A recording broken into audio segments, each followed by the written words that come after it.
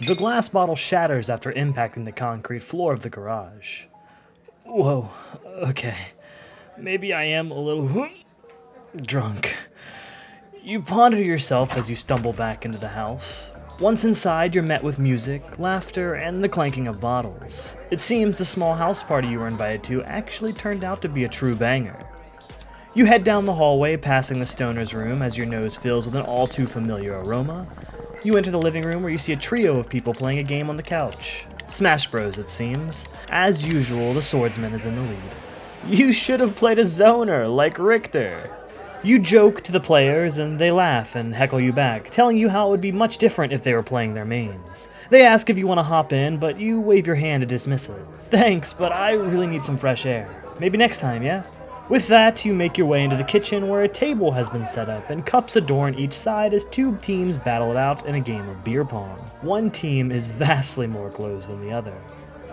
You turn your gaze to the screen door that leads into the backyard. You pass the threshold and step down onto the patio. In the distance, you see a fire ablaze and a group of people that surround it with drinks in hand. You sit down in a chair and reach into your pocket to grab your phone. You go to turn it on to see what you've missed, but you're only met with a charging icon. Shit. Annoyed, you remember you have work tomorrow and you can't afford to not be there. Earlier this week, you received your last warning on attendance and you don't have anything else lined up. Recognizing that your night is basically over, you let out a sigh and rummage in your pocket again to grab a lighter and a package with a logo that says Lucky Strike. You chuckle because the irony of the brand is not lost on your current situation. You spark one up and hoping that it'll bring you one step closer to sobriety. After a few minutes of respite, you flick the butt on the ground and stomp it out on your way inside to grab a glass of water. You head over to the sink and grab a red cup, the kind you see at all parties, and you fill it up with water. It seems the team that was once losing has now made a miraculous comeback, as now both teams are nearly naked. You down the glass and make your way to the front door. You wave to the players playing the game and wish them well, and once at the door, you ritualistically pat your pockets. Phone, wallet, keys. Okay, good to go. You close the door behind you and make your way to the car. The night air feels a little brisk, but it's kind of refreshing, as alcohol has always made you run a little warm, especially in your cheeks and ears. You grab the lanyard attached to your keys and pull it out of your pocket as soon as you approach your car.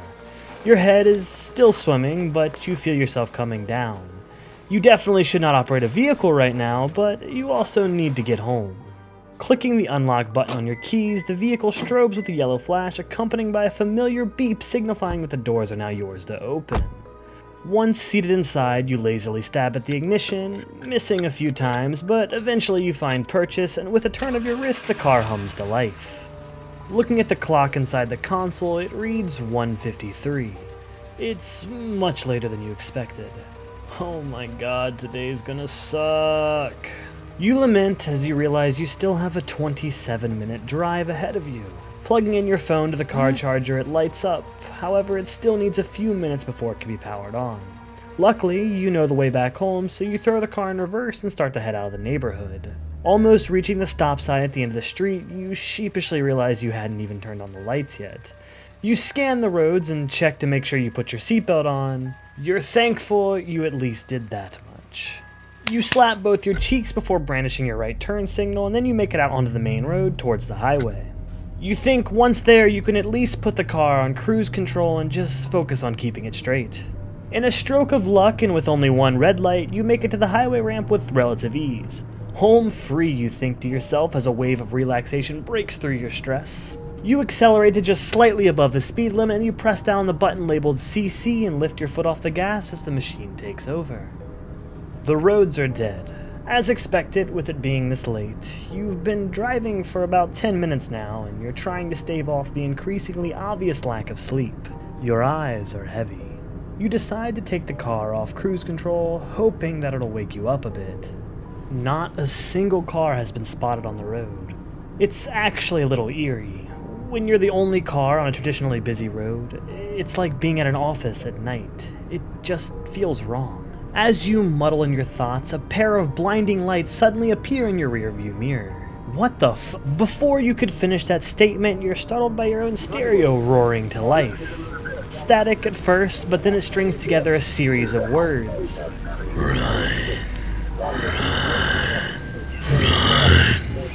You quickly move to turn it off, but it's unresponsive. Piece of shit car!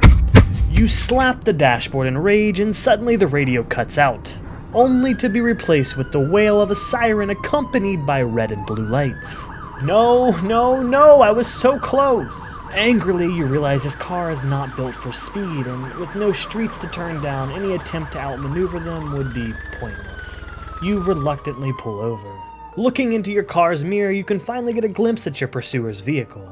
You expected it to be a state trooper, and you're a little bit of a car buff yourself, and you like the Dodge Charger, but this model was way off. Is that a Ford logo? And straight out of the 1970s and beat to all hell from what it looks like. Rusted and definitely showing its age. Wait, that must mean this is the sheriff. They typically drive all sorts of cars. That's good news, actually. Typically they're more relaxed than, say, someone fresh out of the academy with something to prove. You just might get out of this if you play your cards right. You grab a stick of gum from your center console, careful not to move too much, and toss it into your mouth, hoping it'll mask some of the alcohol on your breath. After what feels like ages, someone finally steps out of the cruiser. Whoever they are, they seem to be tall and slightly overweight. They make their way over to your car and tap on the window. You roll it down as the cop stands there. Currently, all you can see is his gut and one of his arms that rest on his belt. The other is with his head still outside your view above your window. You hear tapping on the hood of your car. Impatient tapping. Right, my license and proof of insurance. I'm gonna reach into my glove box and grab it. You say this as you stumble over some of the words nervously. You rummage around the glove box and you find your prize, and then you turn to present it to the officer. Ah! You let out an audible gasp as his face is now in full view staring at you. Sorry, sir, I was not expecting you to be right there, and, well, your face, I mean, not that it's a bad face, it's, here's my information, sir. Sorry again. You lend your hand out and finally get a chance to examine his face. He's a pale man, slightly balding, and a handlebar mustache. In addition to that, he has a pair of aviator sunglasses on. Speaking of his sunglasses, what's that glint behind them? Almost. Just then, the officer finally opens his mouth to say something, but instead of words, the mouth opens further. Impossibly far, revealing an inky black void, and then he bellows. Instinctually, you attempt to roll up your window and start your car. A pair of arms breach the window as glass shatters across your body. They grab at you and tear you from the vehicle's seatbelt, tossing you a good 15 feet away. You land hard as you skid across the asphalt as it rips and tears into your clothes and flesh. The adrenaline wills you to try and get back up, but it seems your legs just won't respond. You look back at the car and the officer is facing you now, and his glasses must have been knocked off in the scuffle. A pair of red, piercing eyes begin to move towards you. Dread fills you as you attempt to crawl backwards to get away. You feel something in your hand. It's your phone. You must have subconsciously grabbed it when you were tossed from the car. Maybe you can use it to call for help and be saved from this imposter. You quickly power it on, but you're only met with the cheery jingle of your cell phone carrier. You haven't powered it on since it died. You look up, and that thing is towering over you with its maw agape. Looking down, you can see that he slammed his arm against your chest, and you can feel that he cleared the other side. What are you?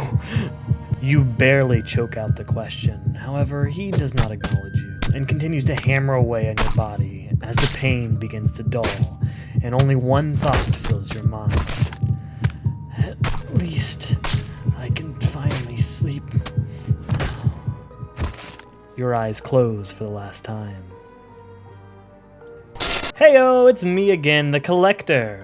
Unfortunately, the victim in this extracted log ran into SCP-973, otherwise known as Smokey.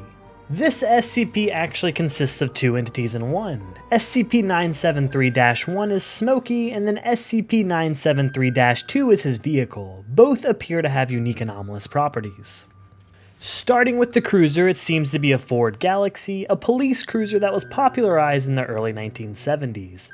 However, this one seems to have seen better days. Clearly in a state of disrepair, large dents adorn it, cracks on the windshield, chassis is heavily rusted, and the rear bumper is reported to be held together with duct tape. Like most things, don't let this appearance deceive you. No matter what car it pursues, it will always catch its target in 1 to 6 minutes, including the fastest supercars, far surpassing the speeds this car should be able to reach. Moving on to Smokey proper, this entity is reported to be a Caucasian male in his 40s with a handlebar mustache. He appears to be balding and his frame is large, even slightly overweight.